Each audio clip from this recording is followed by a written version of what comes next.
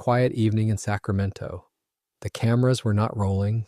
There was no press conference, no podium draped in the California flag, no carefully rehearsed soundbites about protecting working families. Governor Gavin Newsom signed Assembly Bill 325 into law with the quiet efficiency of a man checking items off a to-do list. The bill was sold as a shield, a weapon against corporate greed, a crackdown on the invisible algorithms that, according to the governor's allies, were conspiring to drain the wallets of ordinary Californians. Attorney General Rob Bonta stood beside him, calling it a historic victory. The press release declared that California now had the most effective legislation in the nation to tackle price manipulation. And then the bill vanished into the bureaucratic ether, set to take effect January 1st, 2026. But the grocery stores did not wait for January. Within 60 days, something strange began happening in supermarkets from San Diego to Sacramento. Shoppers who had been promised relief walked into their local Ralph's, their neighborhood Safeway, their corner Walmart, and found themselves staring at price tags that made no sense. A carton of eggs, $8.97. That is not a typo.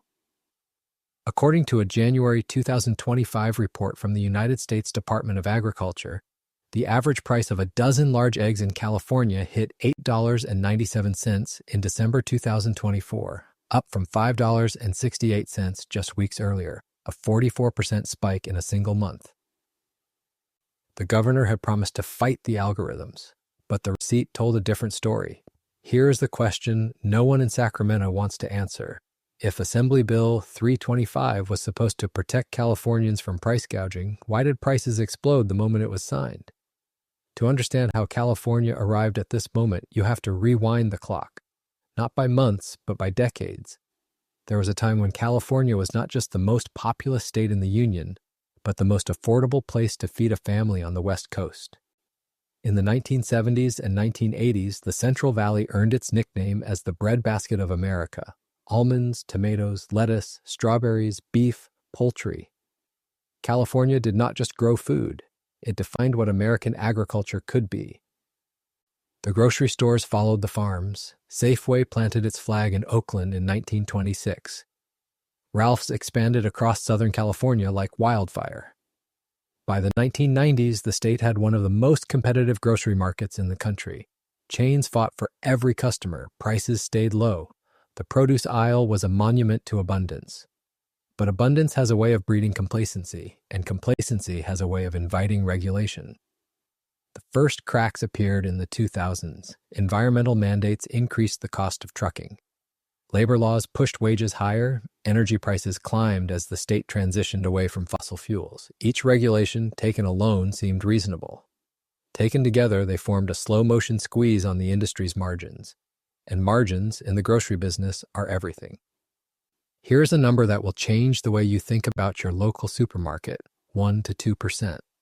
That is the average profit margin for a grocery store in the United States. For every $100 you spend on eggs, milk, and bread, the store keeps between $1 and $2. The rest goes to suppliers, to labor, to rent, to electricity, to the invisible army of costs that keep the lights on and the shelves stocked. When your profit margin is 1%, you do not have room for error. You do not have room for surprise mandates. You do not have room for politicians who treat your business like a piggy bank for social experiments. California's grocers had been walking a tightrope for years. And then, in 2023, the state handed them an anvil. Let us talk about the official narrative. Governor Newsom stood at the podium in September 2023, flanked by fast food workers and union leaders, and announced the signing of Assembly Bill 1228. The law mandated a $20 per hour minimum wage for fast food employees at chains with more than 60 locations nationwide. It was, according to the governor, a historic victory for working families. The rhetoric was relentless. Corporate profiteers were gouging consumers. Greedy algorithms were manipulating prices. Big business was the enemy, and Sacramento was riding to the rescue. But here is what the governor did not mention at that podium: the math. A $20 minimum wage for fast food workers does not exist in a vacuum. It creates what economists call a wage cascade. When the kid flipping burgers at McDonald's suddenly makes $20 an hour, the stocker at the grocery store across the street starts asking questions. Why am I making $16 to lift 50-pound boxes when that teenager is making $20 to hand out Happy Meals? The grocery stores had two choices: match the wage and absorb the cost, or lose their workforce to the golden arches. According to data from Datacentral, a food and beverage intelligence firm, menu prices at California fast food restaurants increased by 13.1% between September 2023 and October 2024. That is nearly double the 7.2% increase seen in other states during the same period. But the fast food restaurants were not the only ones raising prices. The grocery stores followed. They had no choice. When your labor costs jump by 25% and your profit margin is 1%, the math does not work. Something has to give. The governor blamed corporate greed. The grocery stores blamed the governor. And the shoppers? They just watched their grocery bills climb higher and higher, wondering what happened to the relief they had been promised. Let us follow the money, not the political money, though there is plenty of that. The real money. The money that flows from your wallet to the cash register to the supply chain and back again. According to Consumer Price Index data from the Bureau of Labor Statistics, California's food-at-home inflation hit 3.3% annually in the summer of 2025.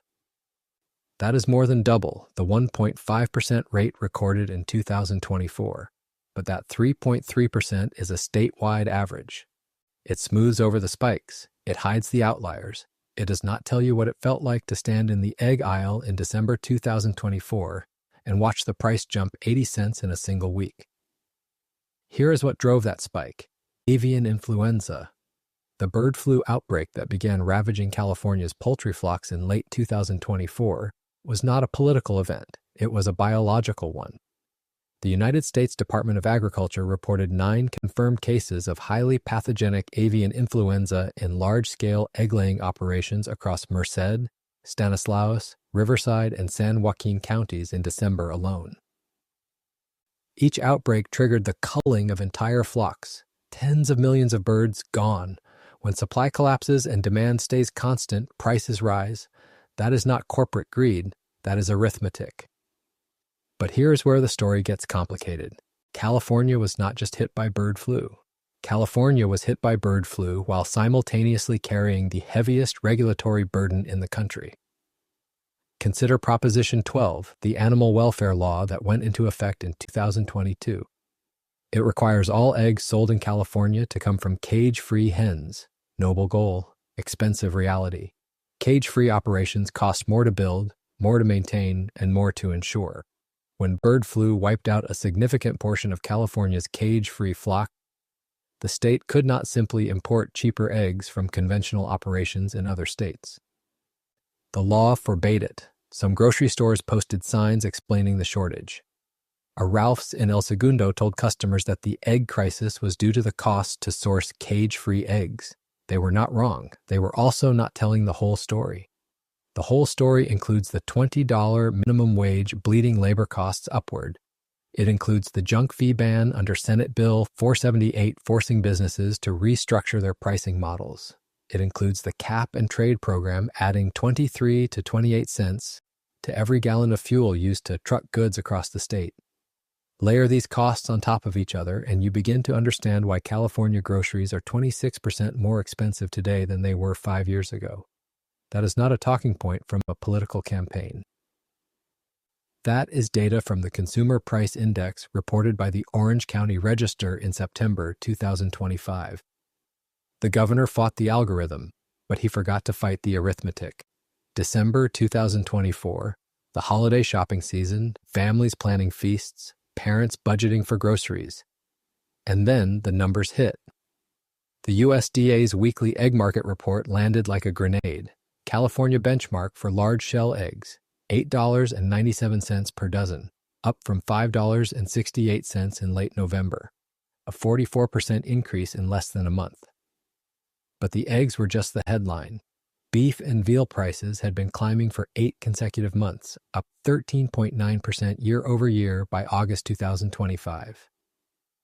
Fruits and vegetables rose 4.1% annually. Meats, poultry, fish, and eggs as a category climbed 4.3%. The December data was not an anomaly, it was an acceleration. Some stores started rationing. Trader Joe's and Costco imposed limits on how many cartons of eggs a customer could purchase. The shelves that had once overflowed with abundance now featured gaps and handwritten signs apologizing for the inconvenience. And the small grocers, they started closing. Walmart announced the closure of multiple California locations throughout 2024 and 2025.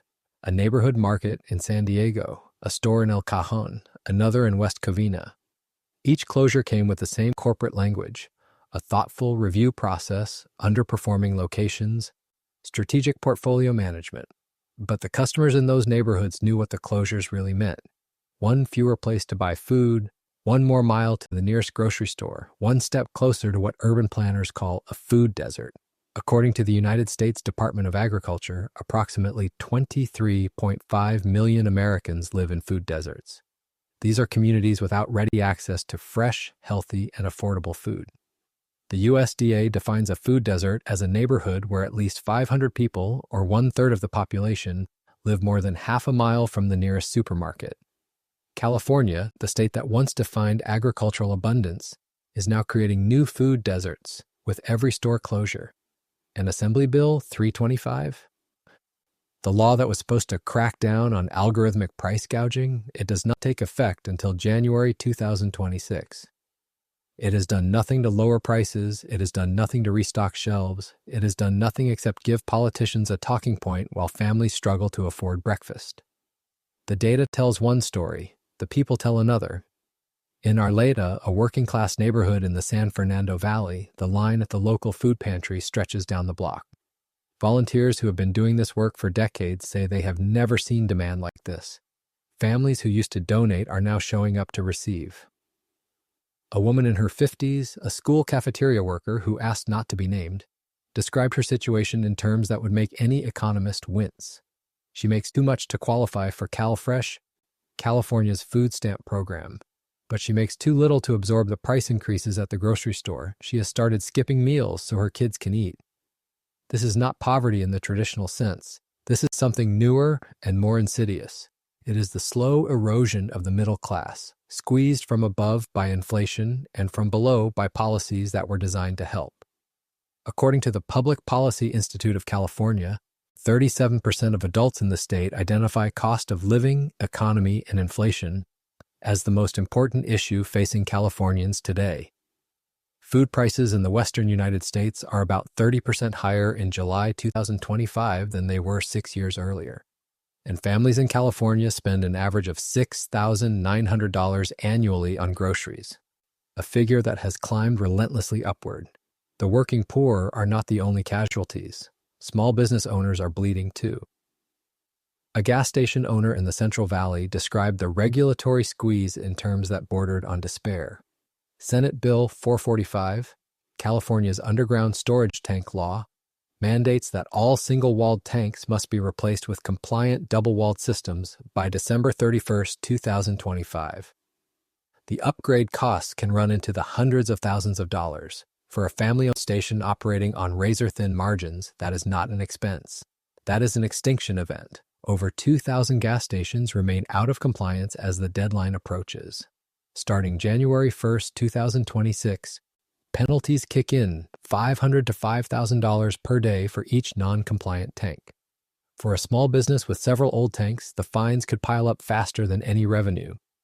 These are not faceless corporations. These are families who built businesses from nothing, who employed their neighbors, who anchored their communities. They are being regulated out of existence by politicians who have never balanced a ledger or met a payroll. Here's what Governor Newsom will not say at his next press conference. California's affordability crisis is not caused by algorithms. It is caused by policy. Assembly Bill 325 targets the use of common pricing algorithms by competitors to coordinate prices. It prohibits coercion to adopt algorithm-recommended prices. It lowers the legal bar for antitrust lawsuits. These are not unreasonable provisions in theory, but in practice, they solve a problem that barely exists while ignoring the problems that are crushing families right now.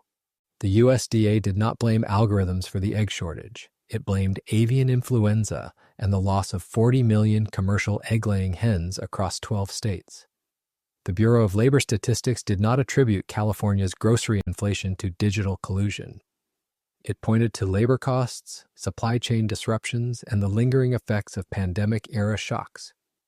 Even the Federal Reserve Bank of San Francisco, in a study that examined corporate price gouging, found little evidence that markups were the primary driver of economy-wide inflation.